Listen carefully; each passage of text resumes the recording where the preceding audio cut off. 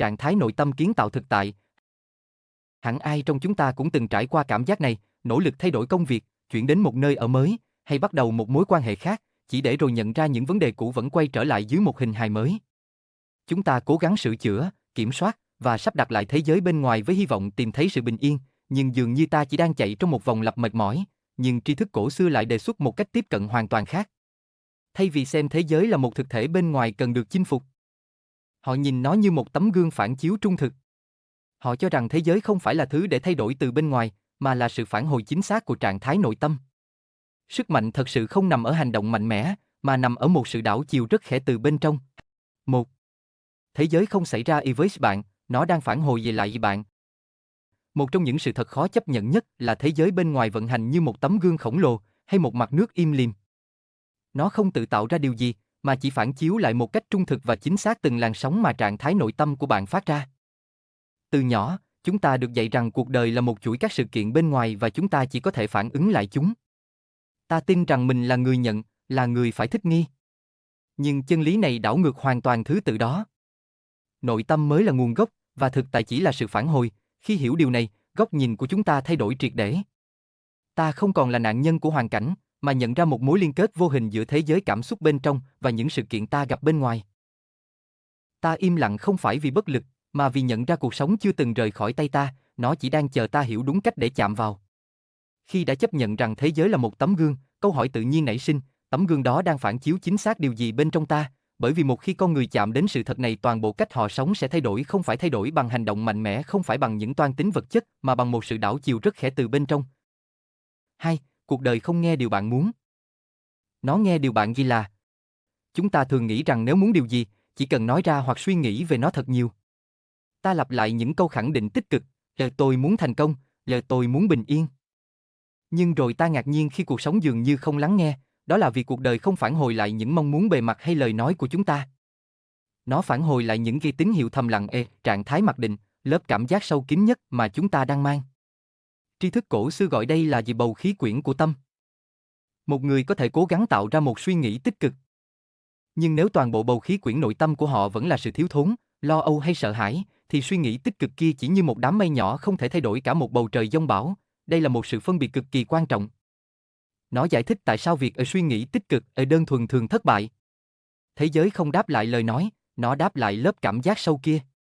Thế giới không đáp lại điều bạn giả vờ là, nó đáp lại điều bạn thật sự là. Và biểu hiện rõ ràng nhất của trạng thái nền tảng này chính là những vòng lặp phiền toái trong đời sống. Bởi vì có một nguyên tắc không bao giờ sai lệch, thế giới không nhận tín hiệu từ điều ta muốn, thế giới nhận tín hiệu từ điều ta đang là. 3. Những vòng lặp phiền toái thực ra là những thông điệp chưa được đọc. Bạn có bao giờ thấy mình liên tục gặp phải cùng một kiểu người, đối mặt với cùng một dạng vấn đề tài chính, hay rơi vào cùng một kiểu tổn thương trong các mối quan hệ, dù đã thay đổi hoàn cảnh bên ngoài? Đó chính là những vòng lặp của đời sống. Chúng là cách rõ ràng nhất mà bầu khí quyển của tâm thể hiện ra bên ngoài, trái với suy nghĩ thông thường rằng đây là vận xui hay sự trừng phạt. Tri thức cổ xưa xem những vòng lặp này như giáo trình của đời sống. Chúng không xuất hiện để làm ta mệt mỏi, mà để mang đến một thông điệp, một bài học mà trước đây ta đã bỏ lỡ. Chúng ta thường cố gắng sửa bề mặt, đổi công việc, đổi người yêu, đổi nơi ở, nhưng ít ai chịu nhìn xuống tận đáy nước để thấy chính hòn sỏi mình đã ném vào trước đó. Vòng lặp không kết thúc khi bạn chạy trốn khỏi tình huống. Nó chỉ tan vỡ khi hòn sỏi bên trong được nhận diện, khi bài học được thấu hiểu.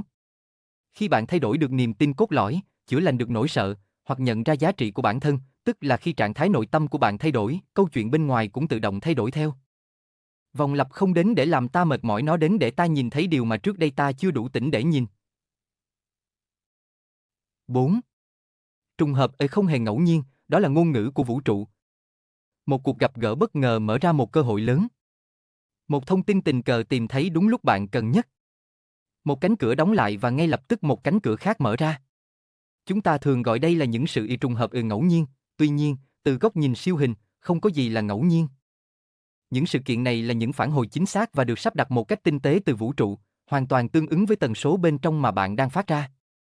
Tần số của bạn giống như một thỏi nam châm, hay như hai nhạc cụ được chỉnh về cùng một tông, tự động cộng hưởng và thu hút những sự kiện, con người có cùng nhịp rung.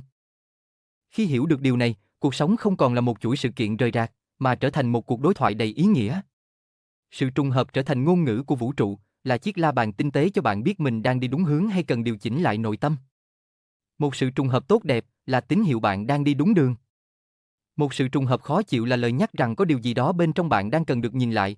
Trùng hợp không phải may rủi mà là phản hồi, sự trùng hợp là ngôn ngữ của vũ trụ và nó luôn trung thực. 5. Hành động mạnh mẽ nhất đôi khi lại là sự buông bỏ.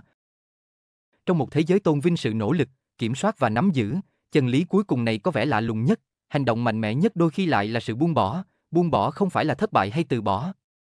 Nó là một hành động sâu sắc của trí tuệ, sinh ra khi ta nhận ra điều gì đã không còn phù hợp. Nỗi đau của chúng ta thường không đến từ sự mất mát, mà đến từ việc ta kháng cự lại sự thay đổi đó. Một chiếc ly đầy không thể nhận thêm nước, một bàn tay đang nắm chặt không thể đón nhận món quà mới. Câu hỏi thay đổi cuộc đời, năm chân lý này đều quy về một thông điệp cốt lõi, thực tại của chúng ta là một sự sáng tạo từ trong ra ngoài. Quyền lực thật sự không nằm ở việc cố gắng thay đổi thế giới, mà nằm ở việc thấu hiểu và làm chủ trạng thái nội tâm của chính mình.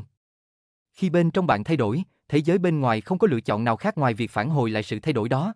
Hành trình này không đòi hỏi những nỗ lực ồn ào, mà bắt đầu bằng một câu hỏi, vậy thì, sẽ ra sao nếu lần tới khi có chuyện gì đó xảy ra, bạn dừng lại một chút. Thay vì hỏi tại sao chuyện này lại xảy ra với tôi, bạn hãy nhẹ nhàng hỏi chính mình, trạng thái nào bên trong tôi đã mời gọi khoảnh khắc này đến. Khi câu hỏi thay đổi, bạn không còn là người bị tác động bởi cuộc đời nữa, mà trở thành người tạo tác ra nó. Bạn đang cố gắng sửa chữa cuộc đời hay chỉ đang miệt mài lau chùi một tấm gương? Chúng ta thường dành cả đời để thay đổi công việc, môi trường hay những mối quan hệ bên ngoài mà không nhận ra rằng thực tại chỉ là một mặt nước im lìm phản hồi từng làn sóng ta phát ra. Nếu bạn đang cảm thấy mệt mỏi vì những vòng lặp thất bại, tổn thương hay bế tắc cứ lặp đi lặp lại, đó là lúc bạn cần ngừng chạy theo bề mặt và quay về với gốc rễ của mọi sự hình thành. Cuốn sách Muôn kiếp nhân sinh không chỉ là những câu chuyện về tiền kiếp, mà chính là chiếc chìa khóa giúp bạn thấu hiểu những bí mật siêu hình cổ xưa để thay đổi cuộc đời từ bên trong. Qua từng trang sách, bạn sẽ học được rằng, mọi sự kiện không phải ngẫu nhiên, chúng là phản hồi chính xác cho tần số, niềm tin và những lớp ẩn sâu trong vô thức của bạn. Cảm xúc là trường lực sáng tạo, khi bạn thay đổi được hòn sỏi nội tâm, mặt nước thực tại sẽ tự động tạo ra những gợn sóng mới thuận lợi và nhẹ nhàng hơn. Trở về với bản thể sáng suốt, chỉ trong tĩnh lặng, bạn mới có thể nghe thấy tiếng nói của vũ trụ và nhận ra mình chính là người cầm bản đồ kiến tạo nên định mệnh.